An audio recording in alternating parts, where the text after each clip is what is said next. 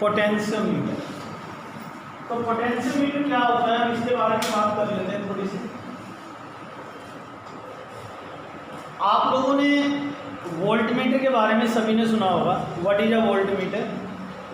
तो आंसर है वोल्टमीटर एक डिवाइस होता है जो वोल्टेज यानी कि पोटेंशियल डिफरेंस को मेजर करने के काम आता है, और पोटेंशियोमीटर भी यही काम करता है।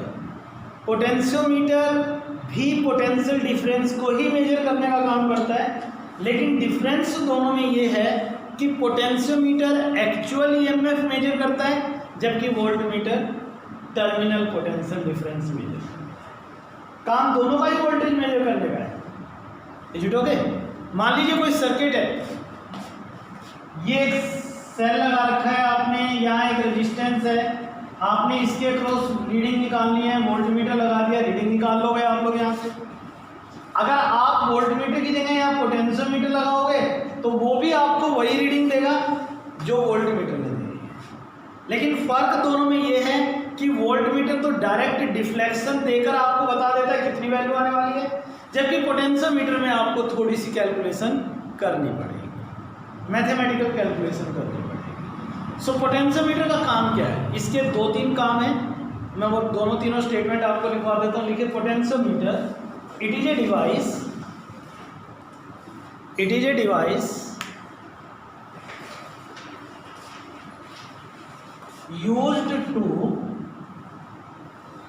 device used to number 1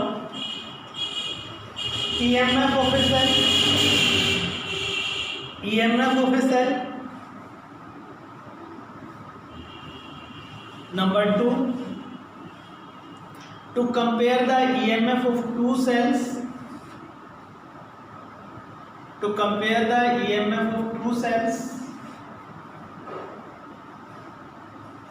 number 3 to find the internal resistance of a cell। Potentiometer 3 काम करता है, EMF मेजर करता है, इंटरनल रेजिस्टेंस कैलकुलेट कर सकता है, और 2 सेल के एक्चुअल ईएमएफ को कंपेयर भी कर सकता है, ये बता सकता है कि उनमें क्या रेशियो आने वाला है। इस क्वेश्चन को थोड़ा ध्यान से सीखना बेटा, बहुत टिपिकल सा क्वेश्चन है, अच्छा क्वेश्चन है, इंटरेस्टिंग क्वेश्चन है। तो प्रिंसिपल ऑफ पोटेंशियोमीटर लिखिए सबसे पहले। प्रिंसिपल ऑफ पोटेंशियोमीटर लिखिए, इट बेस्ड अपॉन the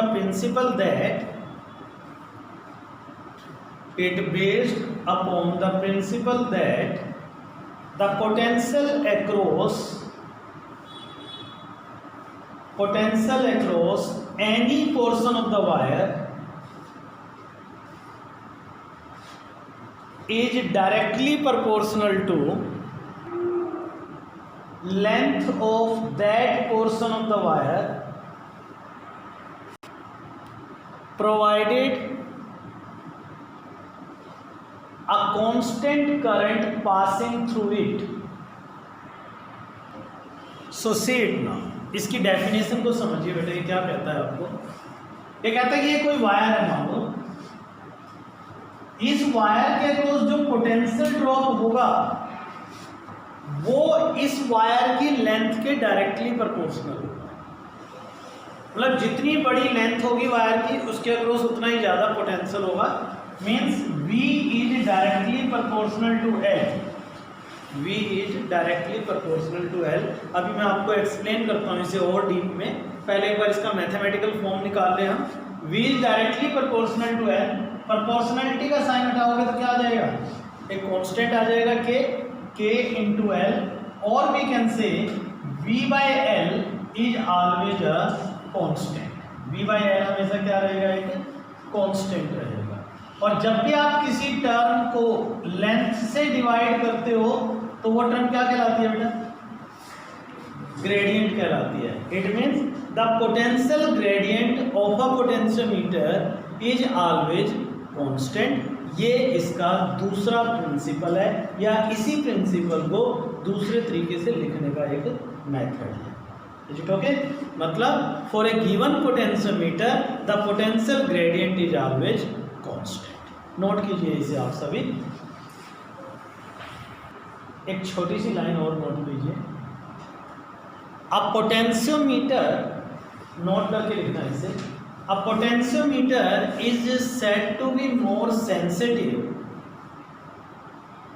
और ब्रैकेट में लिखिए better, is said to be more sensitive if its potential gradient is small, if its potential gradient is small। इसका जो पोटेंशियल ग्रेडियंट है जितना छोटा होगा, यानी कि V बाई एल की वैल्यू जितनी छोटी होगी आपका पोटेंशियोमीटर उतना ही अच्छा कहलाएगा। चलिए अब इन सब बातों को बारी बारी से समझते हैं। पहले तो बेटा आप ये समझिए कि मैं ये बोल रहा हूँ कि V is directly proportional to L, इसका मतलब क्या है, इसे आप कोशिश कीजिए समझने। मैं आपको एक सर्किट बना के दे रहा हूँ जिसमें दो रेजिस्टेंस जुड़े हुए हैं बेटा, दो रेजिस्टेंस जुड़े हुए हैं, ध्यान से समझना। इसको आपने एक सेल से जोड़ा हुआ है,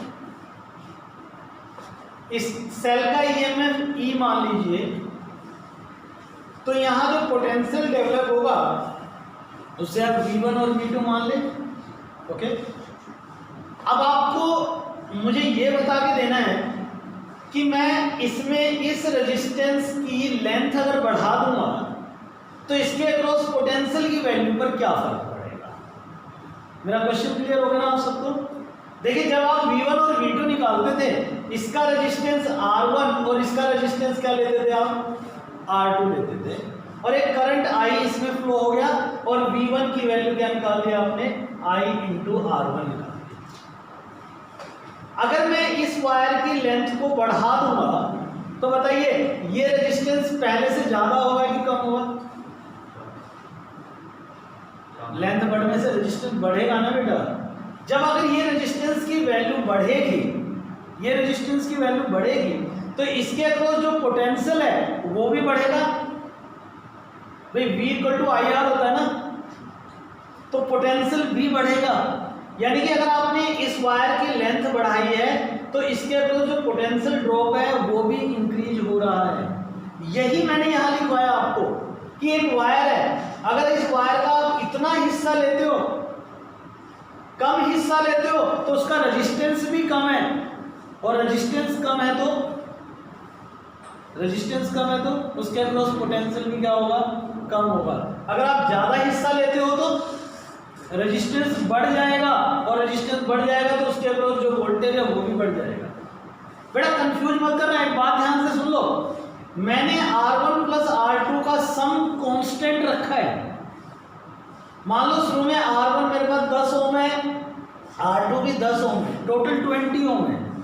इसके हिसाब से करंट I फ्लो कर रहा है।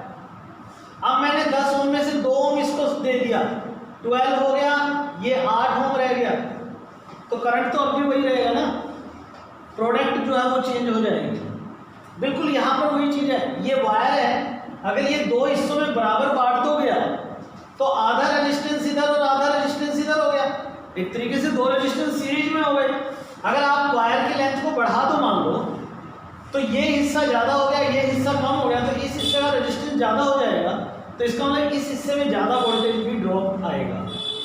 किसी भी वायर के अक्रॉस कितना वोल्टेज ड्रॉप आएगा ये इस बात पर डिपेंड करता है कि आप उस वायर का कितना लेंथ कंसीडर कर रहे हैं।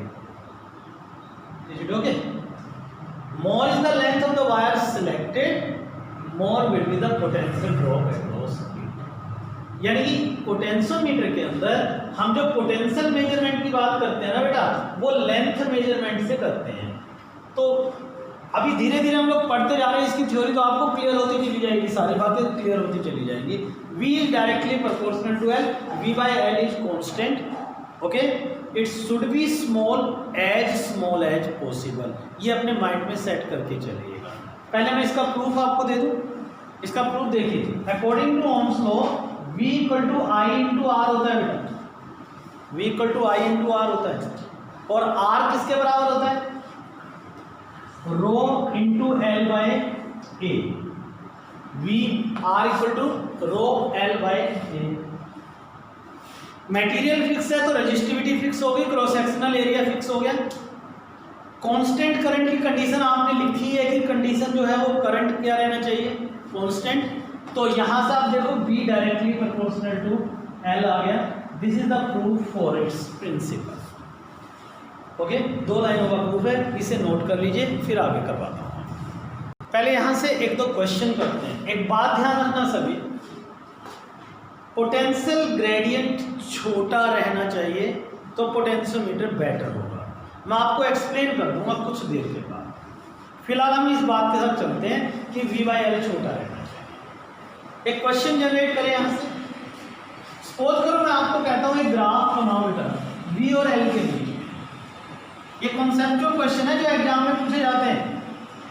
V वर्सेस L का ग्राफ बनाओ, तो कैसा ग्राफ बनेगा बता सकते हो आप? V directly proportional to L, straight line graph आएगा। तो ये स्ट्रेट लाइन ग्राफ आ जाएगा। V और L के बीच में जो ग्राफ है वो स्ट्रेट लाइन आ जाएगा। अब इस ग्राफ की इंपॉर्टेंस निकालिए, सिग्निफिकेंस निकालिए, तो आप इसकी स्लोप निकाल सकते हो। आपको पता है ना बेटा स्लोप कैसे निकालते हैं? स्लोप का मतलब आप क्या निकालोगे यहाँ से, टेनेट थीटा, और टेनेट थीटा किसके बराबर होता है? परपेंडिकुलर अपॉन बेस, यानी कि V/L के बराबर आएगा।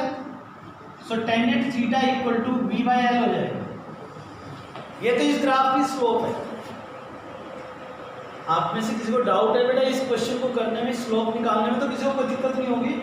सबको पता है ना टेनेट थीटा कैसे निकालते हैं? परपेंडिकुलर बाय बेस, यानी कि y axis upon x axis. y axis पर V है और x एक्सिस पर L है। इसका मतलब क्या हुआ कि जो इस ग्राफ की स्लोप है वो मुझे पोटेंशियल ग्रेडियंट की वैल्यू देगा, V/L की वैल्यू देगा। Is it okay? तो स्लोप ऑफ द ग्राफ, इसे नोट कर लो आप, slope of the graph is equal to potential gradient. Slope of the graph is equal to potential gradient. So ये ग्राफ मैंने आपके लिए दूसरा ग्राफ स्क्रीन पर बनाया बेटा। इस ग्राफ को अगर आप देखो तो क्वेश्चन ये है कि ये ग्राफ 2 पोटेंशियोमीटर A और B के लिए है। क्वेश्चन नोट कीजिए, which of the potentiometer is better? A और B में से कौन सा पोटेंशियोमीटर बेटर होगा, ये आपको बताना है। Please note it down everyone. पहले क्वेश्चन नोट करो, which of the potentiometer is better. देखो जब भी आपको, जिनको नहीं पता है वो ध्यान से सुन ले। आपने क्या चेक करना है? पोटेंशियोमीटर। कंडीशन क्या पोटेंशियोमीटर की? भाई पोटेंशियल ग्रेडियंट छोटा होना चाहिए, सीधी बात है। थीटा कम होगा तो इसका मतलब पोटेंशियल ग्रेडियंट भी कम होगा। इसमें देखो 2 थीटा है, एक ये वाला थीटा है और ये दूसरा थीटा है। तो क्योंकि theta A is smaller than theta B, so tangent theta A is smaller than tangent theta B। तो can I say KA is less than KB, right? और स्मॉल पोटेंशियल ग्रेडियंट को हम प्रेफरेंस देते हैं। So potentiometer A will be better potentiometer than potentiometer A।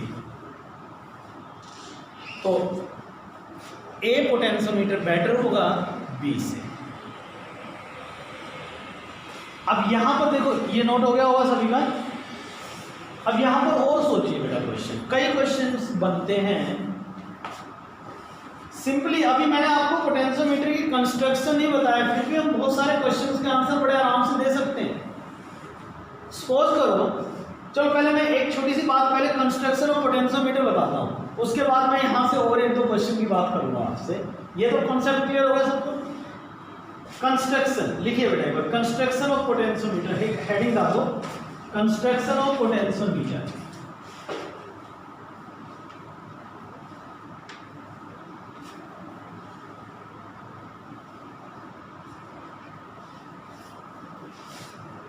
Potentiometer में एक इस तरह का एक बोर्ड होता है बेटा, वुडन बोर्ड होता है।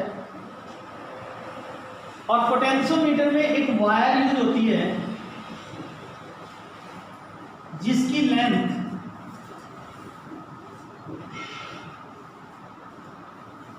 कितनी भी हो सकती है, वैसे कहने को तो कितनी भी हो सकती है, लेकिन आमतौर पर जो हमें लैब में पोटेंशियोमीटर मिलता है वो 2 तरह के मिलते हैं।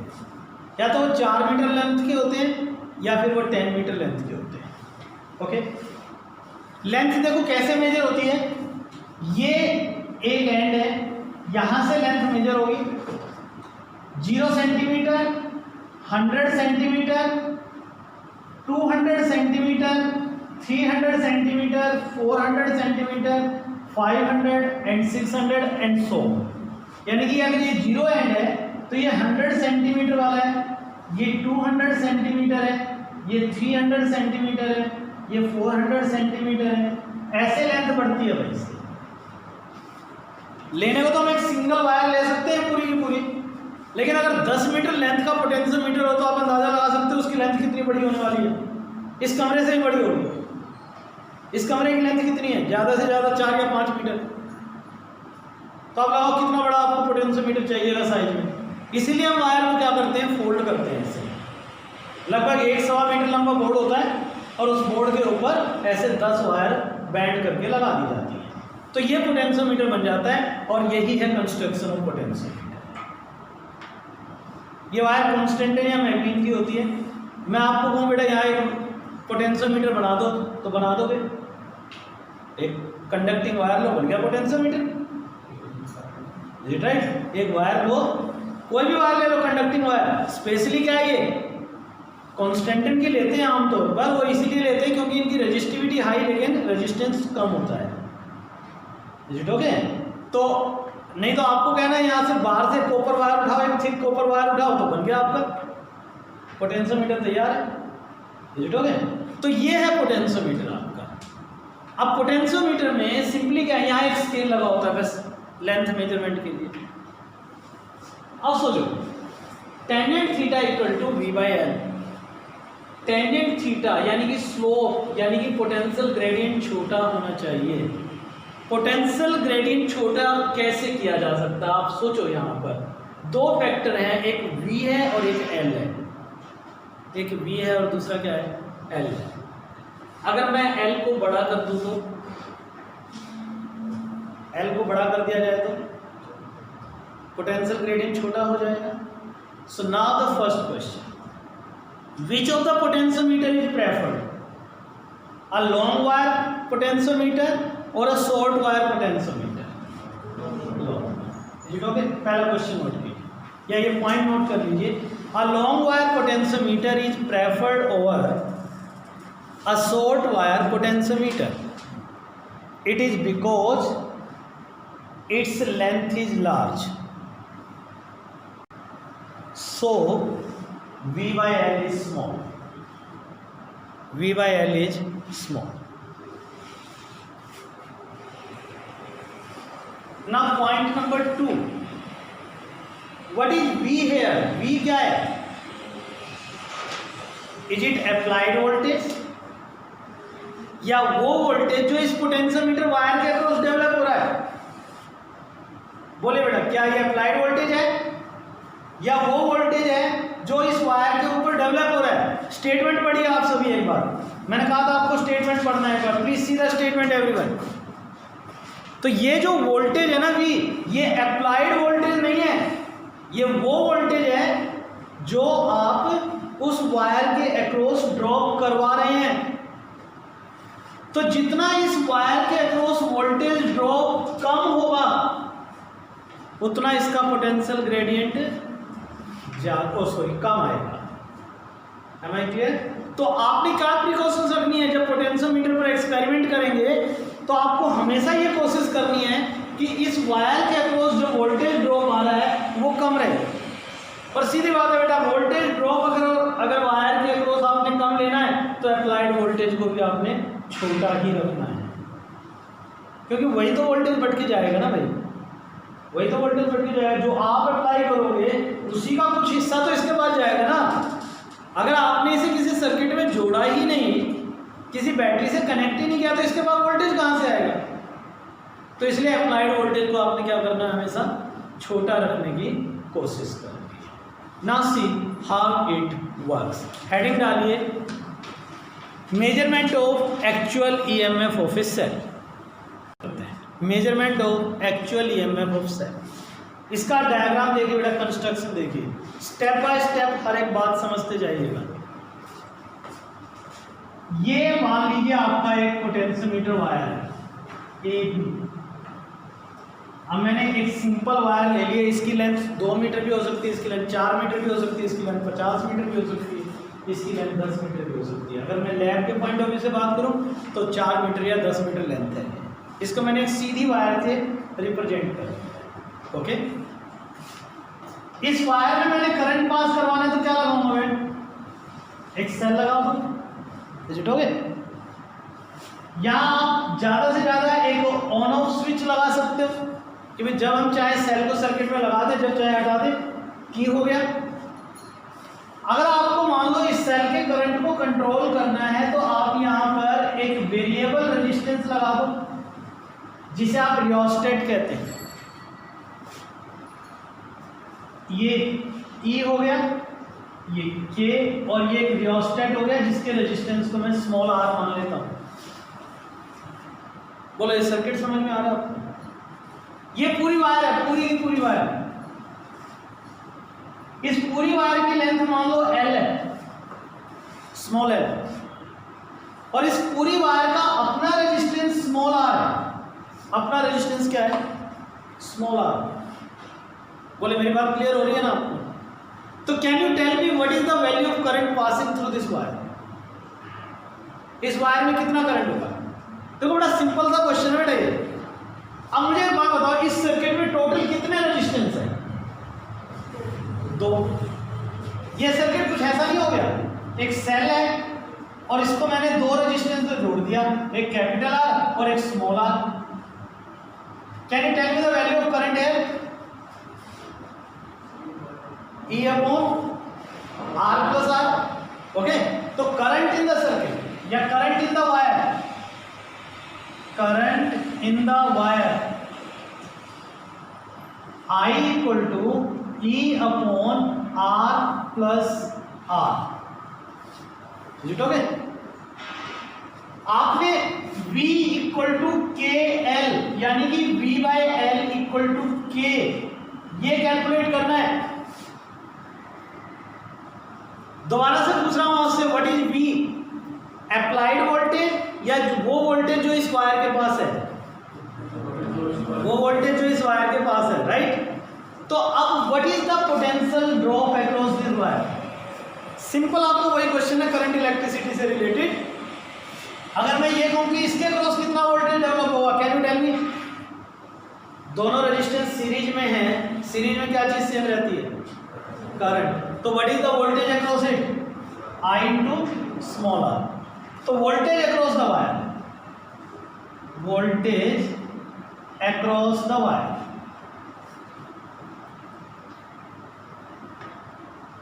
V equal to E upon R plus R into small r। Am I clear? कोई डाउट बेटा किसी को? So what is the value of K? Potential gradient. So potential gradient K,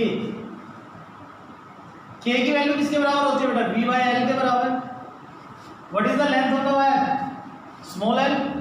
तो ये आ गया E upon R plus R into R by L। ये आपका इक्वेशन नंबर 1 आ गया बेटा। जस्ट टेल मी, यहां तक सबको कैलकुलेशन समझ में आ रहा है? कुछ पूछना चाहोगे मेरे से?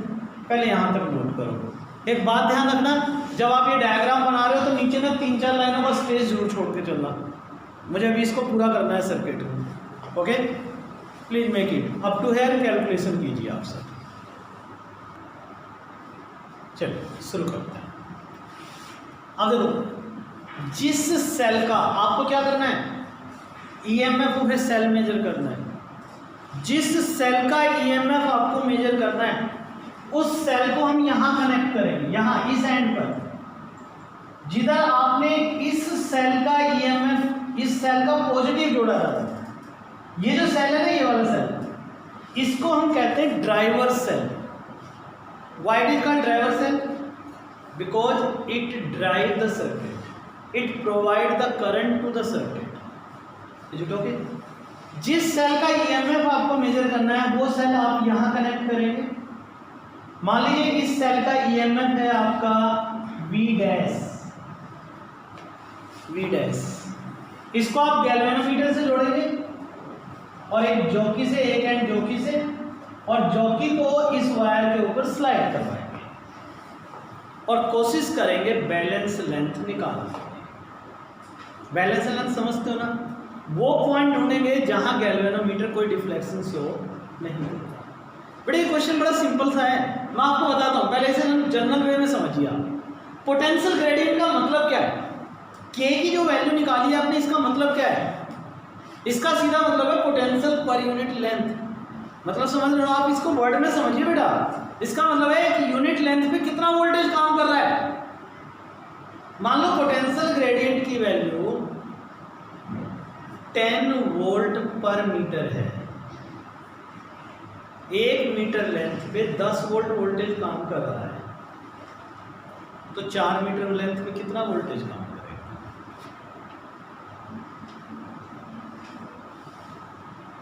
नहीं बताऊंगा। 1 मीटर लेंथ पे 10 वोल्ट वोल्टेज काम करता है। 1 रुपये में 2 टॉफी आती हैं। 10 रुपये में कितनी टॉफी आएगी? सीधी बात। उल्टा सोच सकते हो, 2 रुपये में 4 टॉफियाँ आती हैं, 5 रुपये में कितनी आएंगी? या 1 रुपये में 2 टॉफी आती हैं, 5 रुपये में कितनी आएंगी? दोनों ही तरीके हो सकते हैं ना। पैसे से टॉफियाँ काउंट करना, टॉफियाँ से पैसे काउंट करना, बिल्कुल वही चीज़ यहाँ पर है। पोटेंशियल ग्रेडियंट का मतलब है कि 1 मीटर लेंथ में कितना वोल्टेज काम कर रहा है। मैंने कहा कि 1 मीटर लेंथ पे 5 वोल्ट वोल्टेज काम कर रहा है, सपोज कीजिए, तो 4 मीटर लेंथ पे कितना वोल्टेज काम करेगा?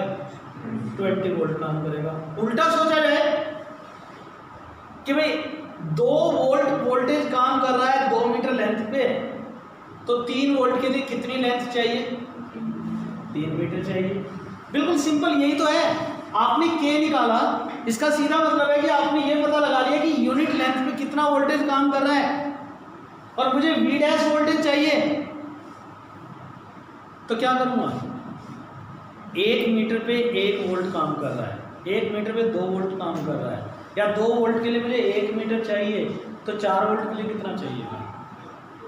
2 मीटर चाहिएगा। तो आप इसे क्या कर दोगे? इतनी लेंथ से मल्टीप्लाई कर दो। Is it okay? तो लिखिए, लेट, ये डायग्राम पूरा कर लो बेटा पहले तो। Let V dash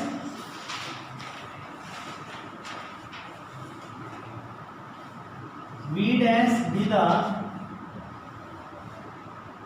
EMF of the cell to be measured.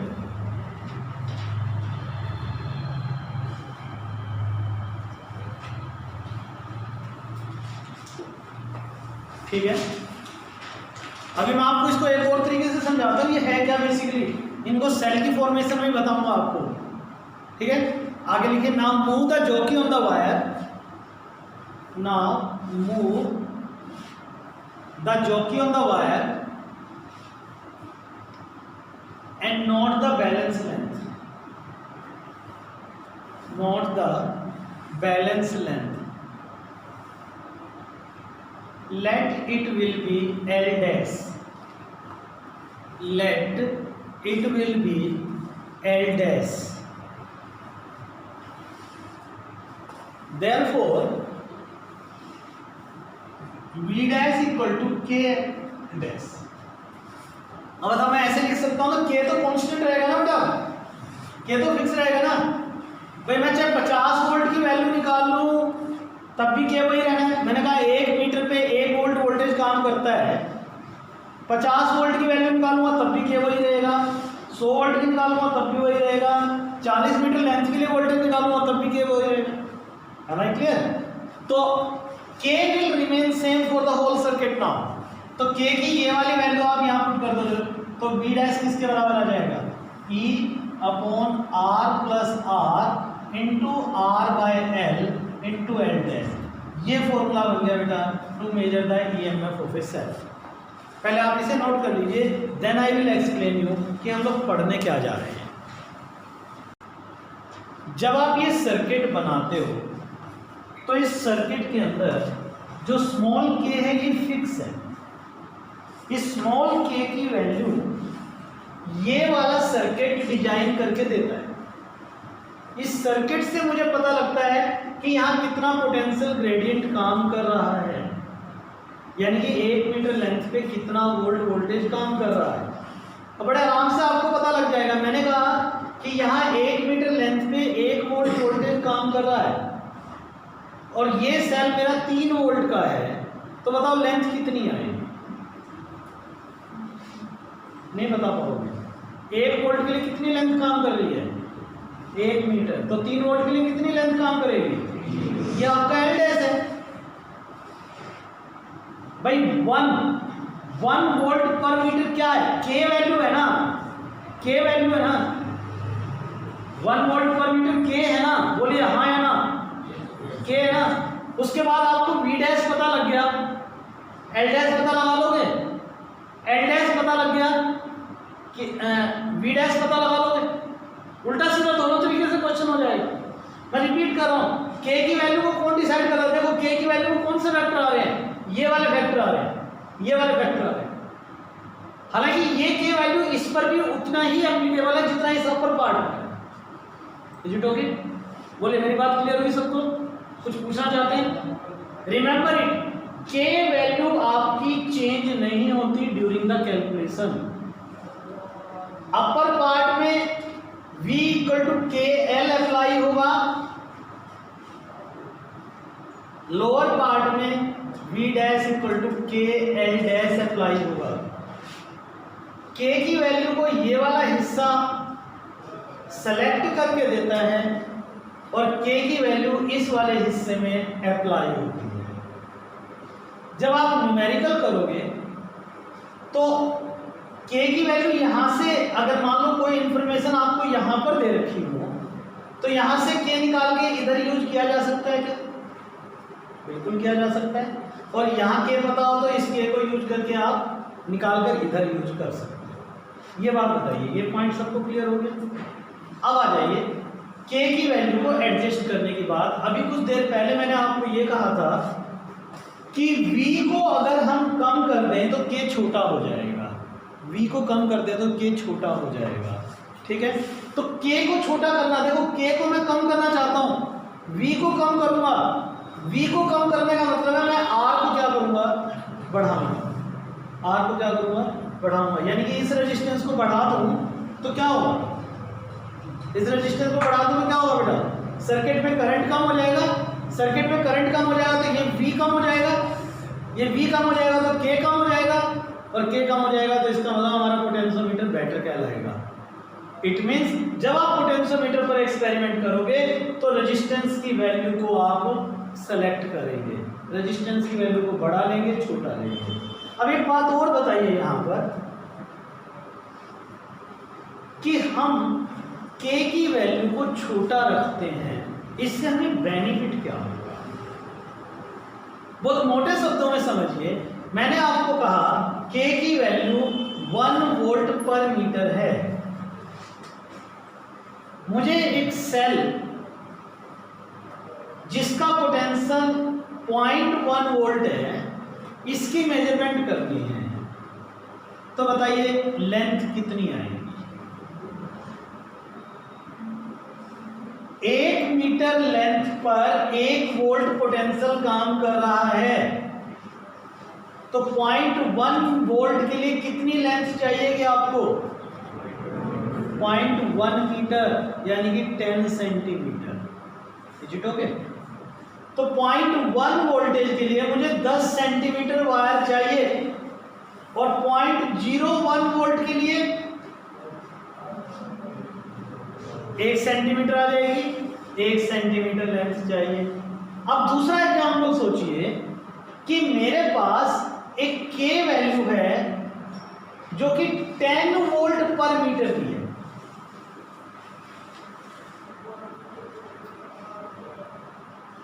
K value 10 volt पर मीटर की है और मुझे यहां 0.1 वोल्ट मेजरमेंट करना है, तो कितनी लेंथ आएगी?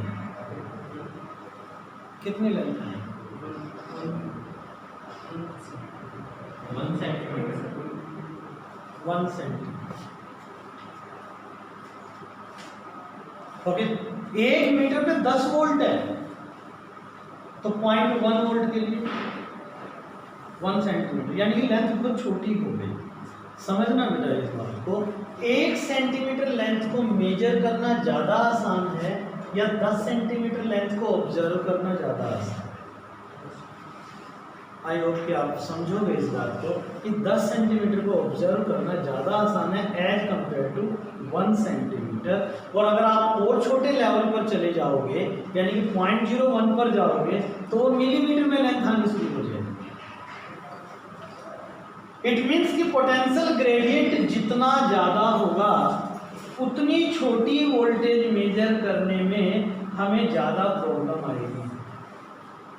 पोटेंशियल ग्रेडियंट जितना छोटा होगा उतनी छोटी वोल्टेज मेजर करना हमारे लिए आसान हो जाएगा, क्योंकि कम पोटेंशियल ग्रेडियंट का मतलब है स्मॉल वोल्टेज पर लेंथ की बड़ी वैल्यू का अवेलेबल होना और जिसको मेजर करना आसान है। Am I clear? So that is why हम के वैल्यू हमेशा क्या करते हैं, छोटी सेलेक्ट करते हैं ताकि मेजरमेंट हमारे लिए आसान हो सके। एनी डाउट फ्रॉम एनीवेयर बेटा? मेरी बात क्लियर हो गई? वाई द के value is small? So that the smaller value of voltage can be measured quite easily. लिख लीजिए इस पॉइंट को। Why the potential gradient, why the potential gradient for a potentiometer is kept small,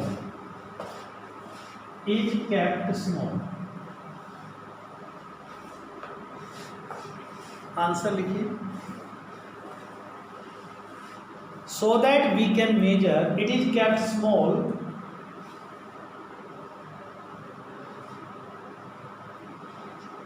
so that we can measure the smaller voltages more accurately। अभी जो बात मैंने आपको बोली है बेटा ध्यान से सुनना, K की वैल्यू जितनी छोटी होगी L डैश उतना ही बड़ा होगा। Am I clear?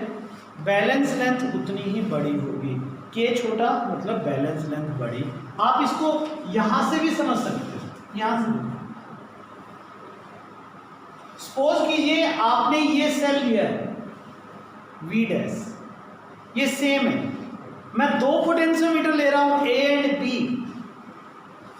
V dash की वैल्यू मैं 10 मान लेता हूं बेटा। सपोज करो, मैं सिर्फ आपको ये बताने की कोशिश कर रहा हूं कि K छोटा लेंगे तो L डैश बढ़ेगा। वैसे तो आपको समझ में आ ही रहा होगा K इंटू L डैश का प्रोडक्ट सेम रहना चाहिए। अगर V डैश सेम है तो K इंटू L डैश का प्रोडक्ट सेम रहना चाहिए। अगर K छोटा होगा तो L डैश को क्या करना पड़ेगा, बढ़ना पड़ेगा, so that the product will remain same. Okay, बात क्लियर? K छोटा हो जाए तो L डैश क्या हो जाएगा, बढ़ जाएगा। अगर मैं इस डायग्राम से पूछूं L डैश कौन सी लेंथ है इस डायग्राम के अंदर, A से लेकर J तक की, ये वाली लेंथ है बेटा L डैश, यही है ना बैलेंस लेंथ। अब शिफ्ट इन बैलेंस पॉइंट का क्वेश्चन देखो, यहां से शिफ्ट इन बैलेंस पॉइंट का क्वेश्चन कि बैलेंस पॉइंट किधर शिफ्ट करेगा ये बताना है आपको। किसी ने मुझसे कहा कि मैंने यहां पर इस रेजिस्टेंस वैल्यू को इंक्रीज कर दिया, I am increasing the value of R, बताइए बैलेंस पॉइंट किधर शिफ्ट करेगा, ए की तरफ। पक्का? चलो देखते हैं क्या होगा। अगर आर बढ़ेगा तो बताओ बी पर क्या फर्क पड़ेगा, कम हो जाएगा। V कम हो गया तो K कम हो जाएगा, V कम हो गया तो K कम हो जाएगा। बेटा V बाय L K होता है, ध्यान से सुनो। V कम हो गया तो K कम हो गया, K कम हो गया तो L डैश बढ़ गया, L डैश बढ़ गया तो ये J किधर की तरफ जाना चाहिए, D की तरफ कि A की तरफ, B की तरफ। किधर की तरफ जाएगा ये, B की तरफ, क्योंकि मेजरमेंट ए एंड से हो रहा है, जिधर सेल का पॉजिटिव एंड जुड़ा हुआ उधर से हो रहा है। अगर आप इस रेजिस्टेंस को बढ़ाओगे, ये रेजिस्टेंस बढ़ेगा तो सर्किट में करंट कम होगा, करंट कम होगा तो V कम होगा, V कम होगा तो K कम होगा, K कम होगा तो एडनेस बढ़ेगा, शिफ्ट टुवर्ड्स V। बोलिए, ये बात क्लियर हुई सबको? ये क्वेश्चन बहुत आते हैं पेपर के अंदर, R की वैल्यू को बढ़ा दें, घटा दें, what happened to the balance point, balance point किधर आएगा, करिए नोटिस इट। देखो पोटेंशियोमीटर, मैंने आज के लेक्चर की स्टार्टिंग जब की थी तो एक बात बोली थी आपको, पोटेंशियोमीटर या वोल्टमीटर दोनों सेम काम करते हैं, दोनों वोल्टेज मेजर करते हैं। इसने भी तो वोल्टेज ही मेजर किया ना इस सेल का, और वोल्टमीटर लगा दो वो भी वोल्टेज मेजर करता है, but which is more accurate. तो अगर आपको याद हो, हमने स्टेटमेंट में एक बात बोली थी कि potentiometer measure the actual EMF while the voltmeter measure the terminal potential. तो which is more accurate? Potentiometer is more accurate than voltmeter. अब क्वेश्चन फिर वही का वही मिल जाओगे ना, मेरे कहने से तो नहीं मानोगे ना आप इस बात को कि ये ज़्यादा बेटर है। मैंने कह दिया, आपने मान लिया, लेकिन आपका सेटिस्फेक्शन भी तो बहुत जरूरी है बेटा इस बात के लिए। अब ये बताइए मुझे, टर्मिनल पोटेंशियल और एक्चुअल ईएमएफ में फर्क क्या होता है? एक्चुअल में सेल तो एक ही है ना, लेकिन कई बार मुझे टर्मिनल पोटेंशियल लेना पड़ता है उसे, कई बार मुझे उसके ईएमएफ को एक्चुअल ईएमएफ लेना पड़ता है। शुभम जाग रहा है बेटा? नींद तो नहीं आ रही? आ रही है, थोड़ा अटेंटिव हो जाओ, ठीक है। एक्चुअल ईएमएफ जिस वक्त हम सेल से कोई करंट नहीं लेते उस वक्त जो मेजरमेंट है वो एक्चुअल ईएमएफ होती है, और जब हम सेल से करंट लेते हैं तो उस वक्त जो मेजरमेंट होती है वो टर्मिनल पोटेंशियल होता है। आप कौन से सेल का ईएमएफ मेजर कर रहे हो यहाँ पर? इस सेल का। क्या इस सर्किट में करंट इस सेल की वजह से आ रहा है? नहीं। इसका मतलब मैं जिस सेल का ईएमएफ मेजर कर रहा हूं सर्किट में करंट उस सेल की वजह से नहीं है। इट मीन हमारा सर्किट उस सेल से करंट विड्रॉ नहीं करता जिस सेल का ईएमएफ हम मेजर करते हैं इन केस ऑफ पोटेंशियोमीटर। जबकि वोल्टमीटर के केस में ऐसा नहीं होता, वोल्टमीटर उसी सेल से करंट विड्रॉ करता है जिसका पोटेंशियल हम मेजर करते हैं। इसलिए वोल्टमीटर टर्मिनल पोटेंशियल मेजर करता है, जबकि पोटेंशियोमीटर एक्चुअल ईएमएफ मेजर करता है। लिखिए ये पॉइंट बेटा, which is better, a potentiometer और ए वोल्टमीटर? आंसर लिखिए, potentiometer is better than voltmeter. Potentiometer is better than voltmeter. It is because potentiometer does not draw any current from the cell. Potentiometer does not draw any current from the cell whose EMF is to be measured, while voltmeter draw current from the cell whose EMF is to be measured. चलिए इसी theory को एक और तरीके से आपको समझाते हैं। ये बैलेंस पॉइंट यानी कि हमारा ये जो गैल्वेनोमीटर है ये इस पॉइंट पर आकर जीरो डिफ्लेक्शन कैसे देता है, इसको समझिए बेटा। इसको मैं ना थोड़ा कोशिश करता हूँ आपको सेल के तरीके से समझाने की। ये फॉर्मूले बन गए, इसमें किसी को कोई डाउट तो नहीं है ना? Any question from anywhere? चलो बेटा इस फॉर्मूले को बाद में यूज करेंगे। देखिए क्या, अच्छा आप एक बात बताओ मुझे, आपको सेल इन सीरीज और पैरेलल का तरीका पता है ना सभी को? हाँ मुझे सिर्फ ये बताइए, अगर मैं दो सेल इस तरीके से कनेक्ट करता हूं तो इनका ईएमएफ आपस में ऐड होगा कि सब्ट्रैक्ट होगा? ऐड हो जाएगा। यानी कि यहाँ जो टोटल ईएमएफ है वो E1 प्लस E2 की तरह काम करेगा। और अगर दो सेल मैं ऐसे कनेक्ट करूं तो, या फिर ऐसे कनेक्ट करूं तो इनका ईएमएफ आपस में सब्ट्रैक्ट हो जाएगा। अगर दोनों ईएमएफ की वैल्यू इक्वल है तो जीरो भी आ जाएगी। तो देखिए होता क्या है, इसको थोड़ा सा अगर आप समझो बहुत मोटे तौर पर, इस वायर के अक्रॉस एक वोल्टेज डेवलप हो रहा है। अगर इस वायर के अक्रॉस एक वोल्टेज डेवलप हो रहा है, इसका मतलब यहां पर एक सेल डेवलप हो रहा है लाइक दिस। सर मैं आपको जीरो बैलेंस पॉइंट कैसे मिलता है मैं इसके बारे में बात कर रहा हूं। गैल्वेनोमीटर जीरो यानी कि नल डिफ्लेक्शन कब देता है, जब गैल्वेनोमीटर में से कोई करंट पास नहीं करता। और गैल्वेनोमीटर में अगर कोई करंट पास नहीं कर रहा है, इसका मतलब उस वक्त सर्किट में कोई वोल्टेज काम नहीं कर रहा। मैं आपको सिर्फ यही बात बताने की कोशिश कर रहा हूं कि इस पोजीशन पर जीरो करंट कैसे हो जाता है। जब आप ये वायर सिलेक्ट कर रहे हो तो आप इस वायर पर एक वोल्टेज सेलेक्ट कर रहे हो। ये बात तो क्लियर है ना बेटा, V be directly proportional to length. आप जैसे जैसे इस पर वोल्टेज डेवलप करवाते जाओ, इस लेंथ को बढ़ाते जा रहे हो, इसका मतलब इसके ऊपर एक वोल्टेज डेवलप होता जा रहा है और लेंथ बढ़ती जाएगी तो इस वोल्टेज की वैल्यू बढ़ती चली जाएगी। सपोज करो बेटा ये सेल मैंने 3 वोल्ट का यूज कर रखा है, 3 वोल्ट का एक सेल ले रखा है जिसकी वैल्यू मैं निकालना चाहता हूं। और इस वायर का पोटेंशियल ग्रेडियंट 1 वोल्ट पर मीटर है, 1 वोल्ट पर मीटर है। अगर मैं इस J को 1 मीटर वाले हिस्से पे कनेक्ट कर दूं तो मुझे इस वायर के ऊपर कितना वोल्टेज मिलेगा? 1 मीटर लेंथ ले लूं तो कितना वोल्टेज मिलेगा बोलो बेटा? 1 वोल्ट पर मीटर का मतलब समझ रहे हो ना, 1 मीटर पर 1 वोल्ट। और 1 मीटर लेंथ ली तो कितना वोल्टेज डेवलप हुआ? 1 वोल्ट वोल्टेज डेवलप हुआ। यानी कि यहाँ एक सेल डेवलप हो गया जिसकी वोल्टेज कितनी है? 1 वोल्ट है। तो ये दोनों सेल देखो, इस सर्किट को सोचो आप, इस सर्किट को, इतने हिस्से को, तो क्या ये 2 सेल उल्टे कनेक्ट नहीं है लाइक दिस?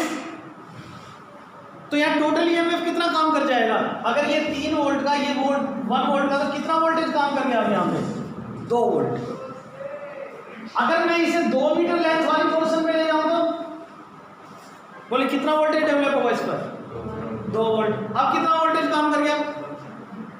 1 वोल्ट, क्योंकि ये 3 का और ये 2 वोल्ट का हो गया, तो अब कितना रह गया?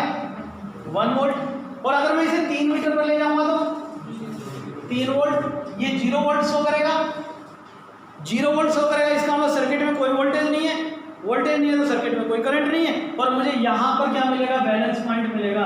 और ये बैलेंस पॉइंट पूरे सर्किट में एक ही होगा, क्योंकि 3 वोल्ट वोल्टेज एक ही पॉइंट पर होगा बस। Is it okay? ये वो पॉइंट होगा जहां इस वायर के अक्रॉस डेवलप होने वाला सेल नीचे वाले सेल को बैलेंस कर देता है। यही कारण है कि आपको इस पॉइंट पर जीरो डिफ्लेक्शन मिलता है। बोले मेरी बात क्लियर हुई? कुछ पूछना चाहते हो? आप ये सोचो, इस वायर के ऊपर छोटे छोटे छोटे छोटे बहुत सारे सेल जुड़े हुए हैं, बहुत सारे सेल जुड़े हुए। जैसे जैसे लेंथ बढ़ा रहे हो वैसे वैसे आप सेल की वैल्यू को क्या कर रहे हो? नेट वैल्यू को बढ़ाते जा रहे हो।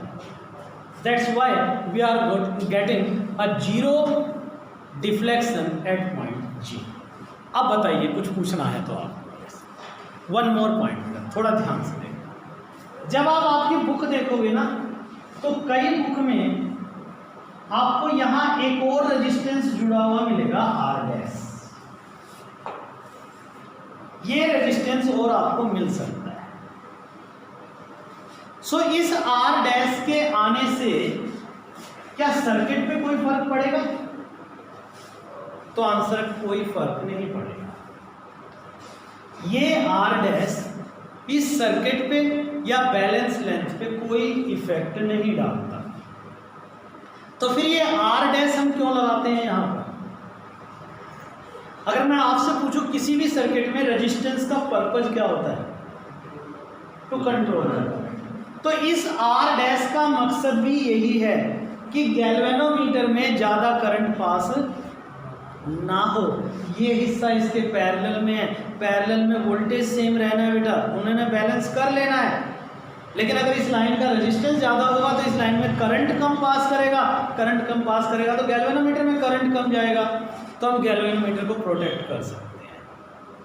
अगर मैं आपसे कहूँ R' की वैल्यू के बढ़ने या घटने से बैलेंस लेंथ पर कोई फर्क पड़ेगा क्या? तो आंसर है no effect on balance. So what is the purpose of R'? सबको क्लियर हो गया? R dash is used just to control the current in the galvanometer। कर लीजिए इसे नोट करके, एक नया डायग्राम बना लो और वहां पर आप ऐसा करें। सो स्टेटमेंट लिखिए, a 10 meter long wire, a 10 meter long wire of uniform cross section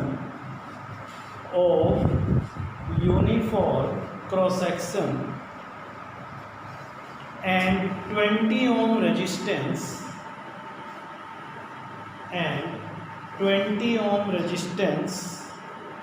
is used in a potentiometer, full stop। The wire is connected in series with a battery,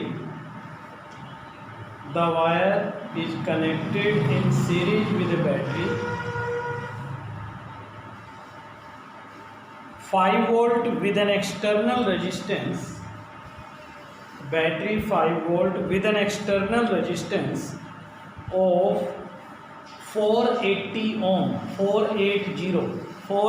ohm। If an unknown EMF E is balanced at 6 meter length of the wire,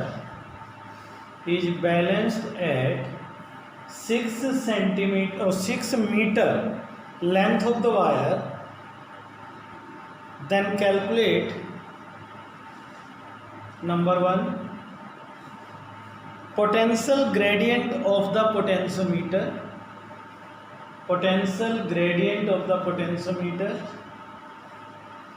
number 2 the value of unknown EMF, okay। now check, देखो ये question जो statement आपको दी है, मैंने आपको कहा था कि जब आप ये क्वेश्चन करो ना पोटेंशियोमीटर के, जब भी कोई न्यूमेरिकल करोगे आप ये डायग्राम बना लेना। इस तरह का क्वेश्चन आता है, मेन डायग्राम तो आप सभी को आता है, मेक दिस डायग्राम। इस क्वेश्चन के अकॉर्डिंग देखो आपको ये कह रखा है पोटेंशियोमीटर है जिसकी वायर है 10 मीटर, तो ये ए बी वायर आपको 10 मीटर दे रखी है। इस वायर का रेजिस्टेंस है 20 ओम। अगर आपको लास्ट पॉइंट से पता हो तो स्मॉल आर से हम लिखते थे वायर के रेजिस्टेंस को, ये 20 ओम दे रखा है। इसको एक एक्सटर्नल रेजिस्टेंस 480 ओम से जोड़ा हुआ है, तो ये एक्सटर्नल रेजिस्टेंस है जिसके साथ जुड़ा हुआ है, और बैटरी 5 वोल्ट का लगा रखा है। कहता जब मैं यहाँ एक अननोन ईएमएफ लगाता हूँ, हमने जो अपने केस स्टडी के अंदर बड़ा स्टडी किया था उस वक्त तो मैंने इसे वी डैश लिखा था। इस क्वेश्चन में एग्जामिनर ने इस वी डैश को ई दिया हुआ है। भी एक अननोन ईएमएफ ई अगर हम लगाएं तो मुझे बैलेंस लेंथ 6 मीटर मिलता है, तो बताइए इस ई यानी कि वी डैश की वैल्यू क्या होगी, और दूसरा पोटेंशियल ग्रेडियंट क्या होगा। सारी वैल्यू गिवन है, आपको याद होगा बेटा पोटेंशियल ग्रेडियंट का formula K equal to E upon R plus capital R into R by L. Is it okay? ये डायरेक्ट फॉर्मूला है, वैल्यू पुट कर दो बस। ई दे रखा है 5, स्मॉल आर की वैल्यू 20 plus 480 into 20 by L 10 metre. काटो क्या हो गया 5 अपॉन 500 इंटू 2, 1 0 से 1 0 कट गया, 10 अपॉन 5 यानी कि 1/50 वोल्ट पर मीटर। ये के की वैल्यू आ गई। कोई जरूरत नहीं है इसे डेसिमल में बदलने की, इतना छोड़ सकते हो आप। ये पर मीटर में है, ध्यान रखना बेटा, क्योंकि लेंथ मीटर में दे रखी है। यूनिट के वैल्यूज और यूनिट क्या दे रखी है ये भी आपने क्वेश्चन के अंदर बिल्कुल इंश्योर करके चलना है हर बार। अब वो कहता है कि इसको बैलेंस किया और balance length I L dash. आपको याद है कल मैंने एक बात बोली थी आपको कि भाई V equal to K L या V dash equal to K L dash, तो हिस्सों में आप इनको अप्लाई कर सकते हो। अब V डैश तो आपको दे रखा है E, K की वैल्यू अभी आपने निकाली 1/50 और L डैश दे रखा है 6, तो 6/50 वोल्ट इस सेल का ईएमएफ होगा। ये आपका आंसर है। बोलिए कर सकते हो सभी। Cell to compare the EMF of two cells. तो ये आपकी सेकंड एप्लीकेशन है, to compare the EMF of two cells. और इसका ये सर्किट डायग्राम मैंने आपके लिए बोर्ड पर बनाया। बिल्कुल ये वही डायग्राम है जो आप लोग पहले से जानते हो, बस इसमें थोड़ा सा एक यहाँ पर मैंने हल्का सा चेंज किया है। ये चेंज क्यों किया ये मैं अभी आपको समझा दूँ। Is it okay? आप प्लीज़ एक बार इस डायग्राम को बना लें, उसके बाद बात करते हैं। देखो जब हम लोग ये एप्लीकेशन पढ़ रहे हैं ना, ये एप्लीकेशन बिल्कुल वैसी है आपकी जैसे आपने फर्स्ट एप्लीकेशन की थी। बस अब बात इतनी सी है कि हमें अब यहाँ पोटेंशियल ग्रेडियंट कैलकुलेट नहीं करना है। हमको यहाँ पोटेंशियल ग्रेडियंट कैलकुलेट नहीं करना, वो तो कर लिया। अब बताओ पोटेंशियोमीटर, दोबारा से बोलते हैं बेटा, पोटेंशियोमीटर क्या काम करता है? ईएमएफ मेजर करता है। सपोज कीजिए आप पहला सेल का ईएमएफ मेजर करना चाहते हो। आपने पूरा अरेंजमेंट किया, पहला सेल लगाया जिसका ईएमएफ आपको कैलकुलेट करना था, गैल्वेनोमीटर के साथ इसे कनेक्ट कर दिया। ऐसे सोचिए, गैल्वेनोमीटर के साथ इसको आपने कनेक्ट कर दिया। जॉकी को आप वायर पर स्लाइड करवाओगे और बैलेंस लेंथ नोट कर दोगे। कोई ना कोई बैलेंस लेंथ आ जाएगा। मान लीजिए इसके कॉरस्पॉन्डिंग बैलेंस लेंथ आपका L1 आ गया। अगर बैलेंस लेंथ L1 आ गया तो can I write E1 equal to KL1? बोले बेटा लिख सकता हूँ मैं इसको, E1 इक्वल टू KL1 लिख सकता हूँ, कोई दिक्कत तो नहीं है। अच्छा आप सोचो मैं इस सेल को हटा के दूसरा सेल लगा दूँ तो, इसको हटाया और मैंने दूसरा सेल लगा दिया जिसका ईएमएफ E2 है, तो अब क्या होगा? इसका बैलेंस लेंथ बदल जाएगा। ये मानो मेरे को दो सेल दे रखे हैं, आपने इस एक्सपेरिमेंट को दो बार परफॉर्म करना है। एक बार पहले सेल के लिए फिर दूसरे सेल के लिए। मैं कहूँ भाई आप दो स्टूडेंट बैठे हो यहाँ पे, मैंने एक को E1 पकड़ा दिया, दूसरे को E2 पकड़ा दिया, तो दोनों के लिए बैलेंस लेंथ सेम आएगी कि अलग अलग आएगी? अलग अलग आएगी, सीधी बात है। तो मान लीजिए जैसे ही आपने सर्किट में सेकंड सेल कनेक्ट किया तो बैलेंस लेंथ L2 आ गई, तो E2 इक्वल टू KL2 हो गया। K तो कांस्टेंट है, पोटेंशियोमीटर तो वही का वही है ना, इसलिए K तो वही का वही रहेगा। ये सेकंड इक्वेशन बन गई आपकी। दोनों की रेशियो ले दो, so E1 by E2 equal to KL1 upon KL2, K से K हुआ कैंसिल, तो E1 by E2 equal to L1 by L2। आप लेंथ में रेशियो पता लगा लीजिए, आपको दोनों ईएमएफ कंपेयर हो जाएंगे। मान लो पहली लेंथ 1 आ गई, दूसरी लेंथ 2 आ गई, तो लेंथ में रेशियो 1:2 है, तो इसका मतलब जो ईएमएफ है वो 1:2 की रेशियो में। एक सेल का ईएमएफ मान लो 1 वोल्ट है तो दूसरे का 2 वोल्ट रहा होगा। This is how we can compare the EMF of two cell. Comparison समझते हैं ना आप लोग, मतलब दोनों के बीच में क्या रिलेशन है, क्या रेशियो के साथ वो काम कर रहे हैं, कौन किससे कितना बड़ा कितना छोटा है, ये पता लगाना है आपको।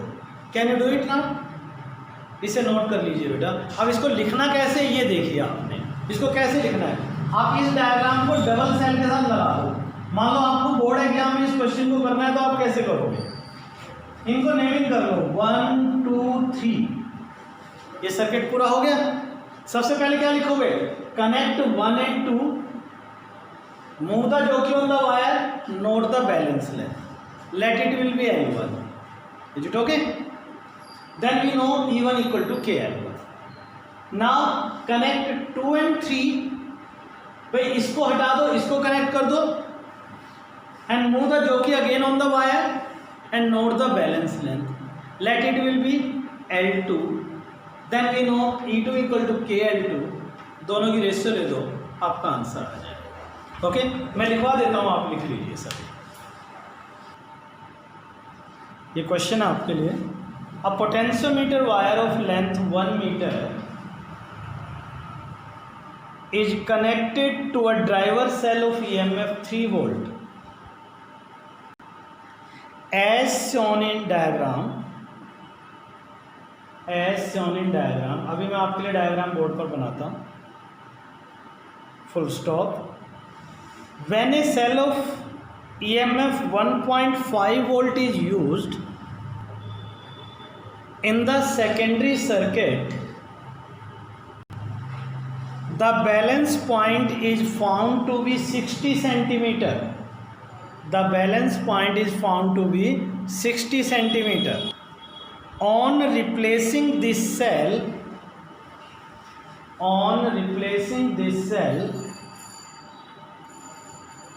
and using a cell of unknown EMF, the balance point shift to 80 centimeter. Then calculate number 1 unknown EMF of the cell. Number 2, explain with region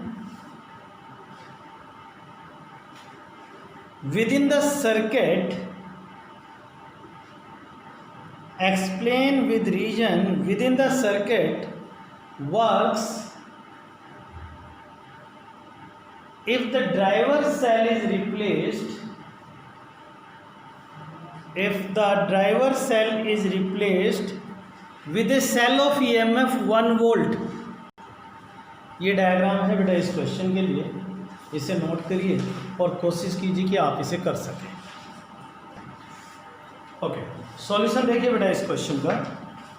इस क्वेश्चन में देखो ये क्या कहता है आपको कि एक पोटेंशियोमीटर है, इस वायर की लेंथ आपको दे रखी है 1 मीटर, यानी कि टोटल लेंथ आपको दे रखी है 1 मीटर। यही है ना। Is connected to a driver cell of EMF 3 volt. ऐसे डायग्राम, ये डायग्राम दे रखा है। A cell of 1.5 volt is used, और इसके लिए बैलेंस लेंथ दे रखा है 60 सेंटीमीटर, यानी कि L डैश दे रखा है आपको 60 सेंटीमीटर। तो L को मैं 100 सेंटीमीटर लिख लूँ, कोई प्रॉब्लम तो नहीं है सेंटीमीटर की टर्म में। देखो यूनिट तो एक जैसा बनाना है ना बेटा। ये कहता है कि अब मैंने इस सेल को बदल दिया एक दूसरे सेल से, जिससे बैलेंस लेंथ बदल के 80 सेंटीमीटर आ गई। इसका मतलब ये मानो कि ये पहला सेल था E1 जिसकी वैल्यू 1.5 वोल्ट थी, उसके करस्पॉन्डिंग बैलेंस लेंथ आ गई 60 सेंटीमीटर। अगर मैं दूसरा सेल लेता हूँ E2 जिसकी वैल्यू मुझे नहीं पता है, इसका बैलेंस लेंथ आ रहा है 80 सेंटीमीटर। तो पहला पार्ट आपसे पूछा है कि ये अननोन EMF यानी कि E2 की वैल्यू बताओ क्या होगी। बोले कर सकोगे ना। E2 by E1 equal to L2 by L1 या E1 by E2 equal to L1 by L2 apply कर दो। So E1 by E2 equal to L1 by L2, और यहाँ से आप E2 की वैल्यू निकाल देना। E2 की जो वैल्यू आती है बेटा ये 2 वोल्ट आती है। E2 comes out to be 2 volt. ये आपका आंसर आएगा। 4 में से 3 वैल्यू आपके पास है, चौथी वैल्यू आपको निकालनी है। बोले कोई डाउट? पूरी है बेटा, ये ध्यान से समझना है आपको। आपको ये कहता है कि ये बताइए कि अगर ड्राइवर सेल जिसका EMF 3 वोल्ट था उसको बदल के मैं 1 वोल्ट कर दूं तो क्या मेरा ये सर्किट काम करेगा? ओके, इस बात के लिए आप थोड़ा सा ये समझिए, आपको जितना EMF यहाँ मेजर करना है उतना पोटेंशियल इस वायर पे होना चाहिए या नहीं होना चाहिए? बोलो बेटा, कल मैंने आपको सेल बना के बताए थे, इफ यू रिमेंबर, कि भाई जितना EMF यहाँ होता है उतना ही सेल यहाँ पर डेवलप होता है, जिसकी वैल्यू इसके बराबर हो जाती है और अपोजिट जुड़ने से वो कैंसिल आउट हो जाते हैं। अगर ये 1.5 वोल्ट है तो इस वायर को कम से कम 1.5 वोल्ट का पोटेंशियल होना ही चाहिए ना। और इस वायर पे पोटेंशियल देने का काम कौन करता है? ये वाला सेल, यही तो डेवलप करता है। अच्छा, इस सेल की अपनी वैल्यू अगर 1.5 वोल्ट से कम होगी तो क्या ये 1.5 वोल्ट यहाँ डेवलप करवा पाएगा? नहीं करवा पाएगा ना, क्योंकि यहाँ 2 रेजिस्टेंस का कॉम्बिनेशन था मिनिमम। ये 3 वोल्ट वोल्टेज इन दोनों के पास बढ़ रही है, एक रेजिस्टेंस जो यहाँ होता है एक यहाँ होता है, तो कुछ हिस्सा यहाँ भी तो गया होगा। इसका मतलब अगर मैं इस सेल को 1 वोल्ट ले लेता हूँ तो इसका पोटेंशियल या इसकी वजह से इस वायर पे जो पोटेंशियल डेवलप होगा वो मैक्सिमम 1 वोल्ट होगा या उससे कम ही रहेगा हमेशा।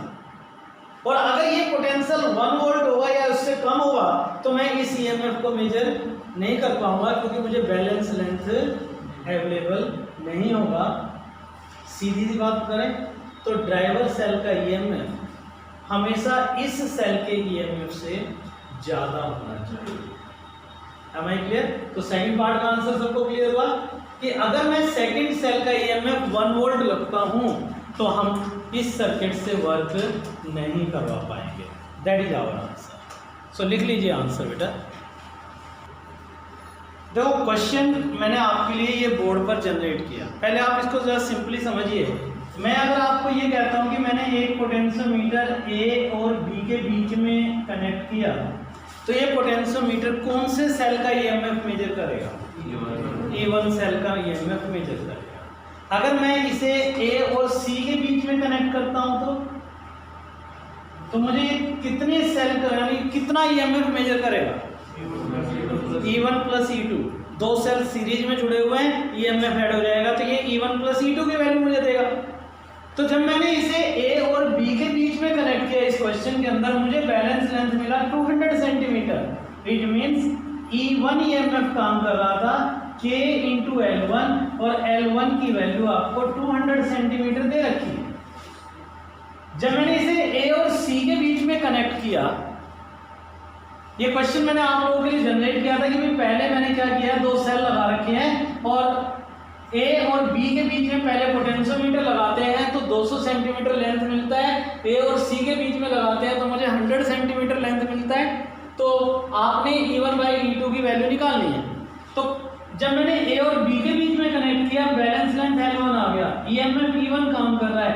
A और C के बीच में कनेक्ट किया तो बैलेंस जो ईएमएफ है वो E1 प्लस E2 काम करेगा और बैलेंस लेंथ L2 आ गई और L2 की वैल्यू दे रखी है आपको 100 सेंटीमीटर। बस बात तो यही थी ना बेटा जो समझने वाली थी। बात ये थी कि अगर ये ईएमएफ बढ़ रहा है तो बैलेंस लेंथ क्या कम आ सकती थी? बैलेंस लेंथ बड़ी ही आएगी ना बेटा। छोटा सेल तो बैलेंस लेंथ भी कम, ये तो वही है। बड़ा सेल तो बैलेंस लेंथ भी ज़्यादा।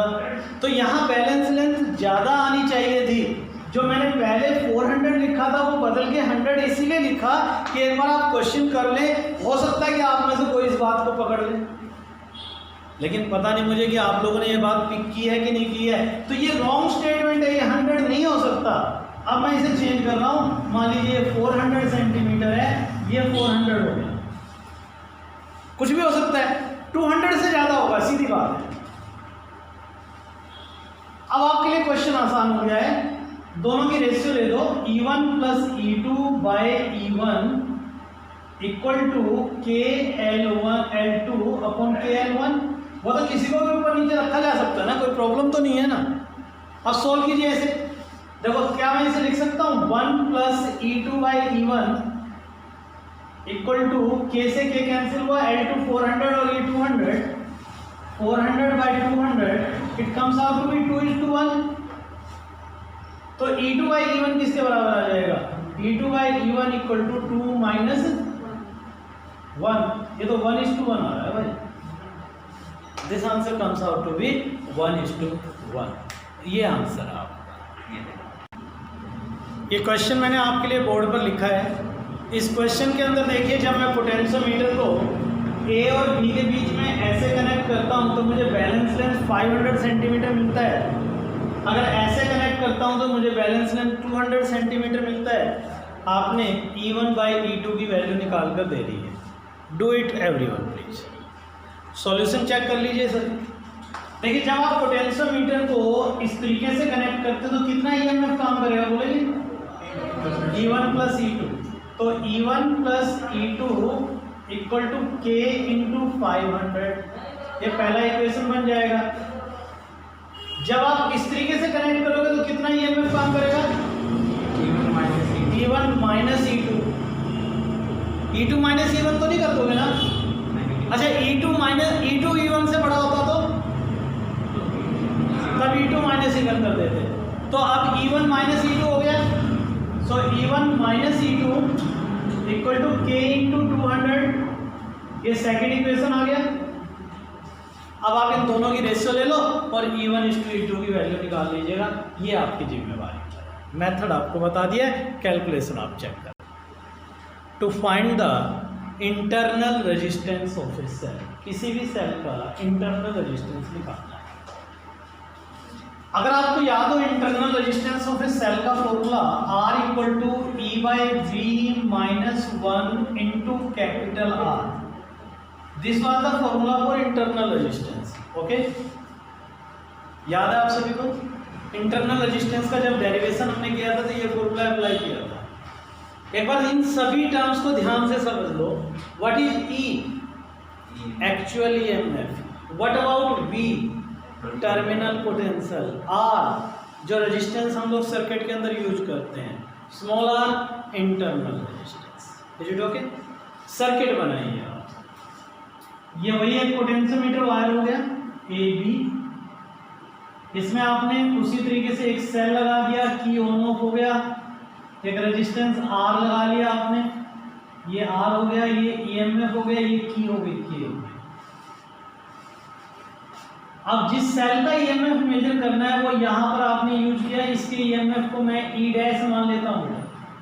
इसको आप गैल्वेनोमीटर से कनेक्ट करते हो, जो कि आप यूज करते हो, और जॉकी को वायर पर स्लाइड करते हो।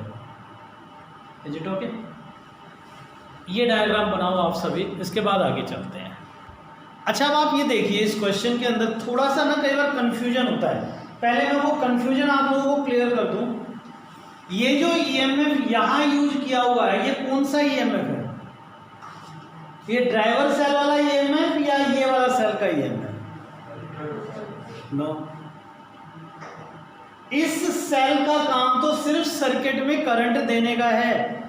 तो जो EMF आप मेजर कर रहे हो वो इस सेल का है, इस सेल का। यही वो सिंबॉलिक कंफ्यूजन है जो बहुत बार हमारे साथ आता है।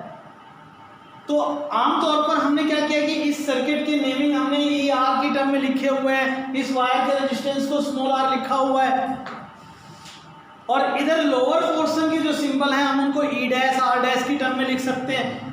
तो बेसिकली ये मैं अब सिंबॉलिकली थोड़ा चेंज कर रहा हूँ इसको, इंटरनल रेजिस्टेंस R'। आप जो इंटरनल रेजिस्टेंस निकाल रहे हो वो इस सेल का निकाल रहे हो। Is it okay? अब देखिए इसकी वर्किंग देखिए, पहले समझ लीजिए फिर मैं आपको लिखवा देता हूँ। अच्छा, एक बात बताओ, अगर मैं सेल को एज इट इज यूज करता हूँ, इस फॉर्म में यूज करता हूँ, तो क्या मैं इस वक्त सेल से कोई करंट ले रहा हूँ? इस वाले सेल से नहीं ले रहा। ओके, तो ये पोटेंशियोमीटर मुझे जो वैल्यू मेजर करके देगा वो E' की वैल्यू मेजर करके देगा ना। वो बैलेंस लेंथ L1 मान लो आप, तो E' की वैल्यू किसके बराबर आ जाएगी? KL1 के बराबर हो जाएगी। आपने क्या कहना है कि भाई जॉकी को वायर के ऊपर स्लाइड करवाओ और बैलेंस लेंथ निकाल लो। मान लो बैलेंस लेंथ L1 आ गई, तो E' की वैल्यू मैं लिख सकता हूँ KL1। बोले हाँ या ना? सबको समझ में आ रहा है? अब अगर मैं इसी सेल से करंट विड्रॉ करना शुरू कर दूं तो एक्चुअल EMF किस में कन्वर्ट हो जाएगा? बेटा दोनों डेफिनेशन में फर्क महसूस करते हैं ना आप लोग। एक्चुअल EMF का मतलब है जब सेल से कोई करंट नहीं ले रहे हो, और उस वक्त मीटर जो रीडिंग देगा वो एक्चुअल EMF के बराबर होगा। लेकिन अगर उस सेल से करंट लेना शुरू कर दो तो जो मीटर रीडिंग देगा वो किसके बराबर होगा? टर्मिनल पोटेंशियल के। मीटर कौन सा है हमारे पास? ये हिस्सा मीटर को इंडिकेट कर रहा है। इसको आप ऐसे सोचो, ये दो पॉइंट है A और J, इन दोनों के बीच में एक मीटर लगा रखा है आपने, पोटेंशियल मीटर, और ये वो सेल है जिसका EMF आप मेजर कर रहे हो। सीधी बात, इज इट ओके? लेकिन अगर मैं इस सेल से करंट लेना शुरू कर दूं, इस सेल से करंट लेना है तो इस सेल का एक सर्किट बना दो, इसके साथ एक रेजिस्टेंस लगा दो। मान लो ये R' है, ये की हो गया, ये हो गया। अगर तो मैंने इस की का नाम मैं K1 लिख लेता हूं, अगर इस की को मैंने ऑफ रखा हुआ है तो इस वक्त सेल यूज नहीं हो रहा भाई, सीधी बात है। कौन सा सेल यूज नहीं हो रहा? E' वाला। लेकिन जैसे मैं की को ऑन करूंगा तो क्या होगा? की को ऑन करूंगा तो क्या होगा? ये सेल इस सर्किट के अंदर करंट देना शुरू कर देगा, और अब ये एक्चुअल EMF किस में कन्वर्ट हो जाएगा? टर्मिनल पोटेंशियल में कन्वर्ट हो जाएगा। क्योंकि अब सेल से आपने क्या करना शुरू कर दिया है, करंट लेना शुरू कर दिया है। तो जो मीटर रीडिंग देगा मुझे वो एक्चुअल ईएमएफ नहीं देगा, बल्कि क्या देगा, टर्मिनल पोटेंशियल देगा। मैं उसको V डैश लिख देता हूँ। यानी कि अब ये पूरा का पूरा सेट जो है मुझे E डैश की बजाय किस चीज़ की वैल्यू देगा, V डैश की वैल्यू देगा। अब मुझे एक बात और बता दो, जो बैलेंस लेंथ आएगी मेरे पास, क्या वो अब भी L1 आएगी? नहीं आएगी। सेल तो वही है ना, क्या बैलेंस लेंथ L1 आएगी? अच्छा, क्वेश्चन को आसान तरीके से पूछता हूँ, क्या V डैश की वैल्यू E डैश के बराबर होती है? हाँ या ना, कुछ तो बोलो। नहीं होती। V डैश छोटा होता है, V डैश छोटा होता है और बैलेंस लेंथ भी छोटी आएगी। मान लीजिए इस बार बैलेंस लेंथ आपकी L2 आ गई। कब आ गई? जब आपने इस की K1 को ऑन कर दिया, इस सर्किट से करंट लेना शुरू कर दिया, तो बैलेंस लेंथ L2 आ गई, V डैश की वैल्यू हो गई KL2। इक्वेशन नंबर 2 इस फॉर्मूले में पुट कर दो बेटा, R dash equal to E dash KL1 upon KL2 minus 1 into R dash. K से K कैंसिल हुआ तो R dash comes out to be L1 by L2 minus 1 into capital R dash. इस तरीके से आप इंटरनल रेजिस्टेंस मेजर कर सकते हैं। ओके, बड़ा सिंपल सा है। तरीका क्या है, आपने इसके बारे में सोचना है, इसके बारे में सोचना है। भाई ये वो सेल है जिसका ईएमएफ आप मेजर कर रहे हो। इस सेल से जब आप की को ऑफ रखते हो, इस K1 को ऑफ रखते हो, तो सेल से कोई करंट नहीं ले रहा है, तो आपका मीटर जो है वो एक्चुअल ईएमएफ को मेजर कर देगा। इस सेल से करंट लेते ही एक्चुअल ईएमएफ कन्वर्ट हो गया टर्मिनल पोटेंशियल में। मीटर में तो वही चीज़ पढ़नी है ना जो नीचे आप लगा दोगे। नीचे आपने एक्चुअल ईएमएफ लगाया तो मीटर ने एक्चुअल ईएमएफ की रीडिंग दे दी। मीटर नीचे आपने टर्मिनल पोटेंशियल लगाया, मीटर ने टर्मिनल पोटेंशियल रीड कर दिया। उसका क्या जाता है, वो तो वही रीड करेगा ना जो आप उससे रीड करवाना चाहोगे। मेरी बात क्लियर हो गई? और क्या रीड होगा, जब आप इस सेल से करंट नहीं लोगे तो एक्चुअल ईएमएफ रीड होगा, और सेल से करंट लोगे तो टर्मिनल रीड होगा। तो जब सेल से करंट नहीं लिया तो इसने एक्चुअल ईएमएफ रीड कर दिया, और करंट लिया तो टर्मिनल रीड कर दिया। दोनों के कोरस्पॉन्डिंग बैलेंस लेंथ आ गई, फॉर्मूले में सब्स्टिट्यूट कर दिया। कैन वी डू ना? चलिए मैं लिखवा देता हूँ। एनसीईआरटी एक्सरसाइज का लास्ट क्वेश्चन है। देखिए, अ 2 volt potentiometer used for the determination of internal resistance of 1.5 volt cell. The balance point of the cell in open circuit is 76.3 centimeter. When a resistor of 9.5 ohm is used, when a resistor of 9.5 ohm is used in the external circuit of the cell, the balance point shift to 64.8 centimeter. Determine the internal resistance of the cell. कीजिए बेटा इसे। आप एक बार सभी ध्यान से सुन लो बेटा, इसका सॉल्यूशन तो मैंने आपको बता ही दिया।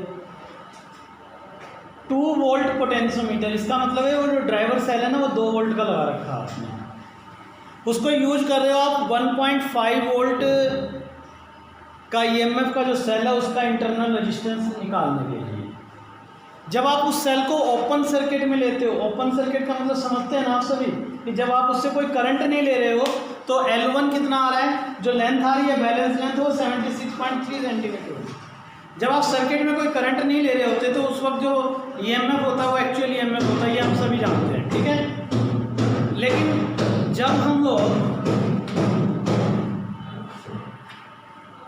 जब आप इसको करंट लेते हो, इसको क्लोज सर्किट में लेते हो, तो उस वक्त वो टर्मिनल में कन्वर्ट हो जाता है, तो V डैश हो जाएगा, उसके कोरस्पॉन्डिंग लेंथ आ जाएगी 64.8 सेंटीमीटर।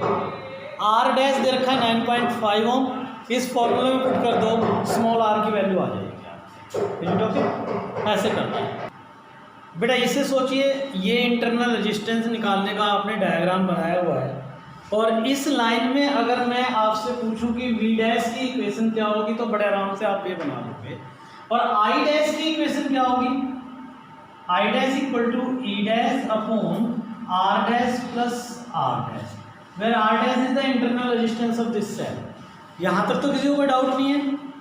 क्वेश्चन हमारा ये है कि अगर मैं इस R dash की वैल्यू को बढ़ा दूं तो बैलेंस पॉइंट पर क्या फर्क पड़ेगा, what happen to the balance point. Okay, अच्छा अब एक बात सोचिए आप, बैलेंस लेंथ किस बात पे डिपेंड करती है? तो आंसर आता है बैलेंस लेंथ इस बात पर डिपेंड करती है कि मैं यहाँ कितना ईएमएफ मेजर कर रहा हूँ। अगर यहाँ ईएमएफ ज़्यादा होगा तो बैलेंस लेंथ मुझे ज़्यादा मिलेगी, ईएमएफ कम होगा तो बैलेंस लेंथ कम मिलेगी।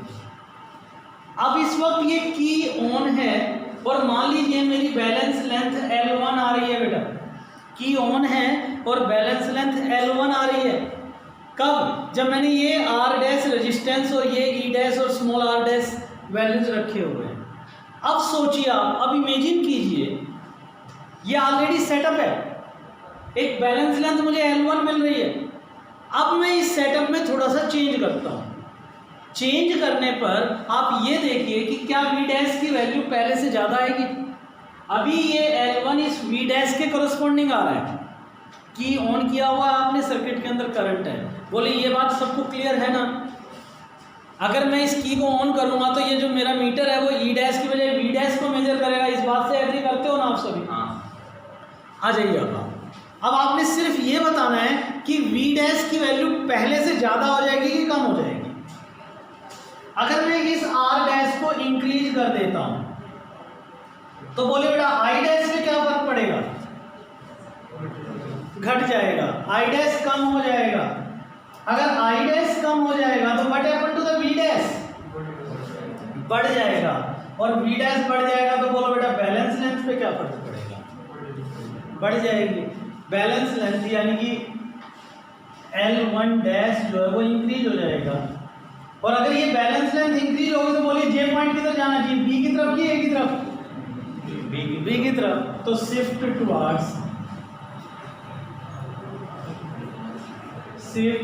Towards B. ये है बेटा आपका शिफ्ट इन बैलेंस पॉइंट।